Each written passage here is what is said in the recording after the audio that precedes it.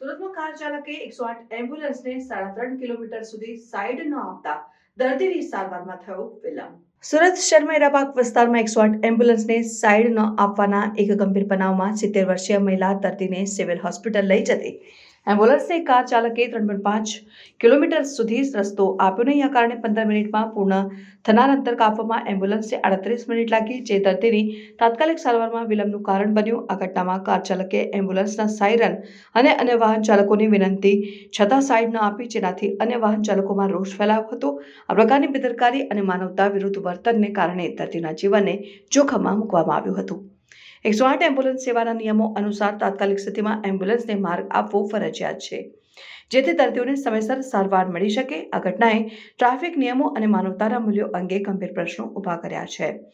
સુરત શહેરમાં આવા બનાવ અટકાવવા માટે ટ્રાફિક પોલીસ અને સ્થાનિક પ્રશાસને કડક પગલાં લેવાની જરૂરિયાત છે, જેથી ભવિષ્યમાં આવા બનાવની પુનરાવૃત્તિ ન થાય અને દર્દીઓને સમયસર સારવાર મળી શકે.